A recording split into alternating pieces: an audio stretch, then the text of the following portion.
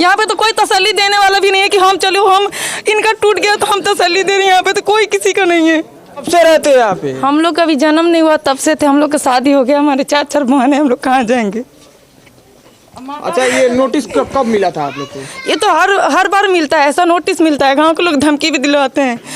यह नोटिस पूर्ण रूप से फर्जी है, जिस पर तत्काल तहसीलदार साहब को एक्शन लेना चाहिए। सूबे के जो डीएम है, जो जिले के डीएम है, उनको तत्काल एक्शन लेना चाहिए। इन परिवार की स्थिति को समझनी चाहिए, इस बच्ची की स्थिति को समझनी चाहिए। नारी सशक्तिकरण की बात हमारी अधूरी रह जाती है जब यहाँ पर नारियां इस तरह से रोती है। हमारे पीछे आपको गांव नजर आ रहा होगा, कल ये पूरा गांव जमींदोज होने वाला है। कल आप यहाँ आएंगे तो ये गांव नजर नहीं आएगा, क्योंकि ये गांव बुलडोजर लगा के गिरा दिया जाने वाला है। यहाँ पर एक घर नहीं, 2 घर नहीं, लगभग 50 घर इससे प्रभावित होने वाले हैं और 40 से 42 घरों को नोटिस थमाया गया है सामान को घर से बाहर निकालें। यहाँ पर छोटे तो मकान है ही और बड़े बड़े भी मकान है, 3 मंजिले मकान है, जो अपने खून पसीने को सींच के कितने सालों में तैयार किए हुए हैं, तो और वो कल जमींदोज हो जाएगा। कुशीनगर जिले का ये गांव है, नौतन हरदो गांव है, खैरटिया टोला है ये, और यहाँ पर करीब 50 घरों में एक नोटिस दिया गया है कि 2 दिन के अंदर अंदर अपना घर जो है वो खाली कर दीजिए, नहीं तो हम बुलडोजर लेकर आएंगे और आपका घरवा जो है वो गिरा देंगे। सरकार इनके घर तक आने के लिए देखिए सड़क बनवाई है, ये अपने घर तक सड़क सरकारी पैसे से बना एक सड़क बनवाई है कि अपने घर को पार करिए, आइए जाइए। दरअसल वहाँ पर सड़क की कमी रहती है, जिन गांवों में लोगों को आय जान के लिए आता है, लेकिन इस सड़क का निर्माण और ये बढ़िया दिख रहा है, इससे साफ तौर पर ऐसा दिख रहा है कि शायद ये बुलडोजर चलाने के लिए बनाई गई थी कि कल इस पर बुलडोजर आएगा और इंदिरा आवास जिन्हें मिला है, जिन घरों को बनाया गया है इंदिरा आवास के माध्यम से, जिन घरों में शौचालय हैं, उनको कल जमींदोज किया जाएगा। क्या जब इंदिरा आवास बनाया जा रहा था उस समय मार्किंग नहीं की गई कि इनका जमीन नहीं है? यही बात शुरू से और अब तक हम एक ही बात यहाँ सरकार में बैठे लोगों से पूछना चाहते हैं कि आपके अधिकारी जब यहाँ पर इंदिरा आवास और शौचालय पास कर रहे थे तब उनको नहीं पता था कि यहाँ के लोग अतिक्रमण करके रहते हैं? जब ये सड़क बन रही थी तब नहीं पता चला कि यहाँ के लोग अतिक्रमण करके रहते हैं?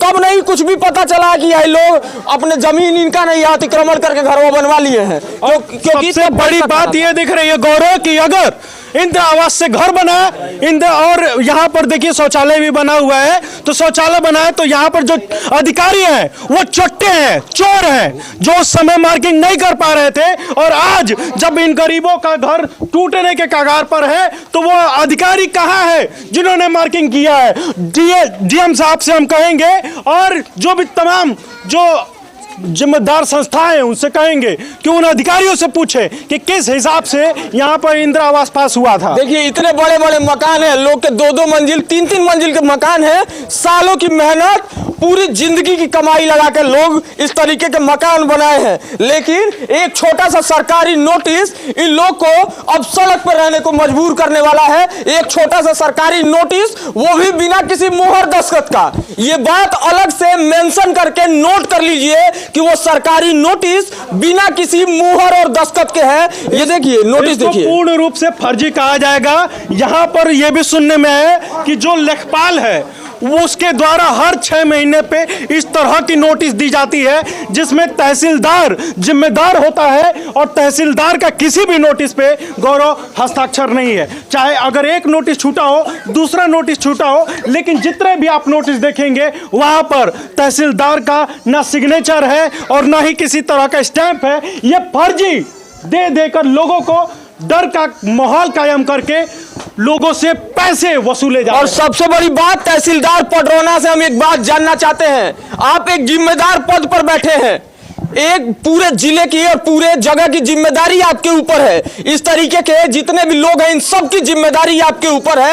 एक बहुत ही बड़ी परीक्षा को पास करके आप उस पद तक पहुंचे हैं। आपको नहीं पता है कि आपके नाम से कोई नोटिस इशू होगा तो उस पर आपका साइन होना चाहिए, आपका मुहर होना चाहिए।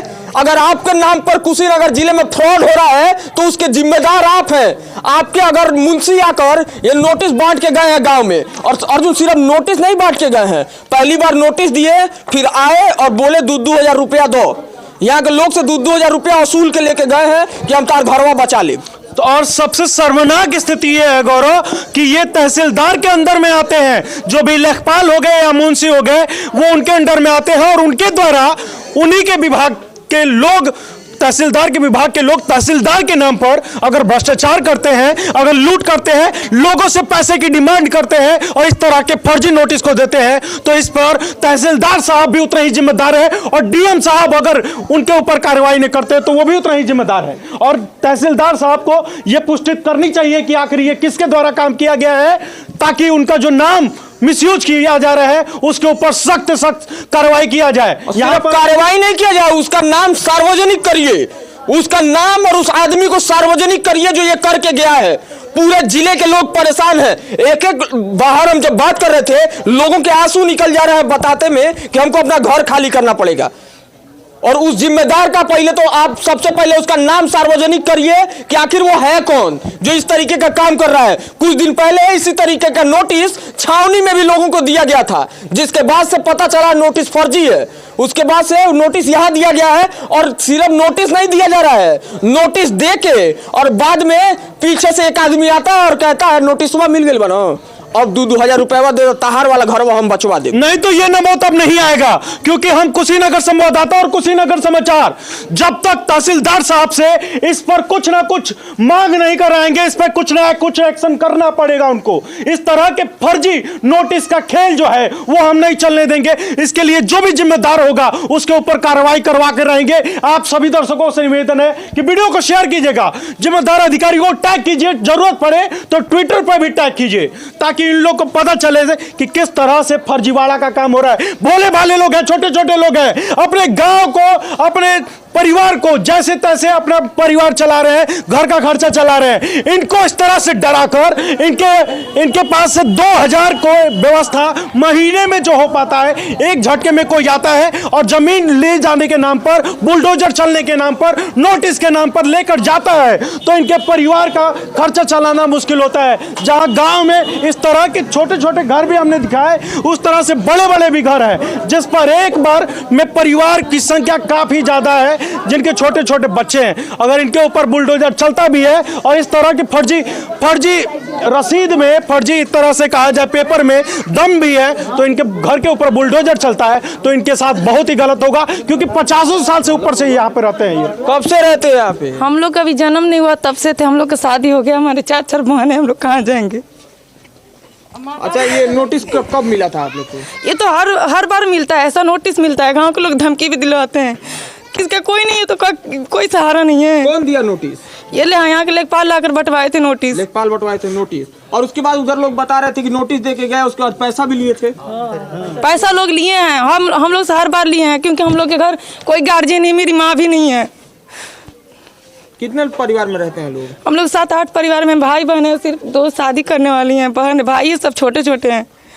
तो देख लीजिए एक बार इसी तरीके से हम बाहर भी तस्वीर दिखाए, अंदर की भी वही स्थिति है। तो फिर बनेगा, कौन बनवाएगा? संदीप जी एक बार जो है जितनी भी महिलाएं उनके चेहरों को फोकस करें, किस तरह से उनके ऊपर किस तरह से चीजें बीत रही हैं, और पूरा घर सामान खाली कर आप देख पा रहे हैं, वो शायद देख पा रहे हैं, लेकिन बहुत सारी ऐसी महिलाएं हैं जो अंदर जो घर में है। क्यों राशन बंटवा रहे हैं? क्यों फ्री में राशन बंटवा रहे हैं? जब घर से बेघर करवा रहे हैं तो क्यों राशन बंटवा रहे हैं? नहीं बंटवाना चाहिए ना।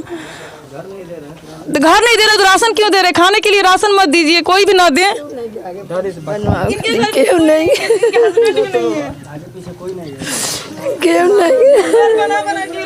वो इंतकाल कर गए, मेरी मम्मी भी नहीं है, कोई नहीं है, कहाँ फिर घर बनेगा? कौन बनवाएगा? इसका जिम्मेदार कौन होगा? यहाँ पे तो कोई तसल्ली देने वाला भी नहीं है कि हम चलो, हम इनका टूट गया तो हम तसल्ली दे रहे हैं। यहाँ पे तो कोई किसी का नहीं है।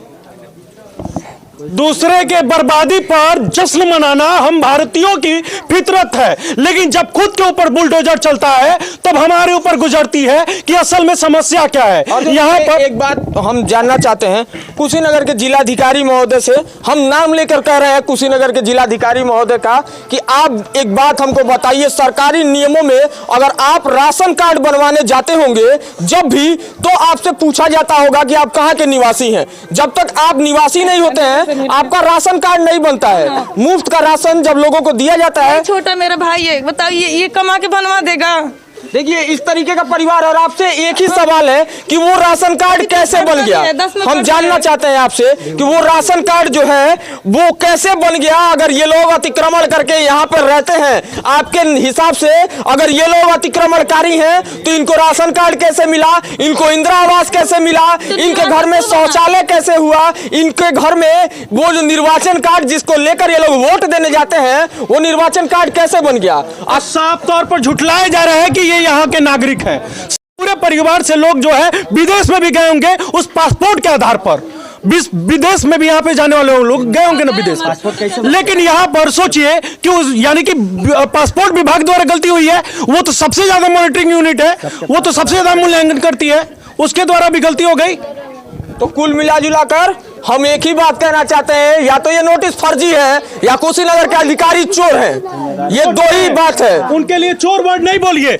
ऐसे अधिकारी जो इस तरह के नोटिस को लेकर जा रहे हैं, क्योंकि तहसीलदार साहब ये काम नहीं करेंगे, क्योंकि वो उस पद पे है, उन्होंने उस परीक्षा को पास करके आए हैं जिसमें बड़े बड़े लोग, महारथी लोग नहीं जा पाते हैं, और उनको ये बेसिक लेवल पर बताई जाती है, तो उनकी गलती तो हम नहीं मानेंगे।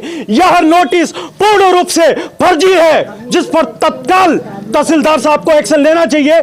सूबे के जो डीएम है, जो जिले के डीएम है, उनको तत्काल एक्शन लेना चाहिए। इन परिवार की स्थिति को समझनी चाहिए, इस बच्ची की स्थिति को समझनी चाहिए। नारी सशक्तिकरण की बात हमारी अधूरी रह जाती है जब यहां पर नारियां इस तरह से रोती हैं।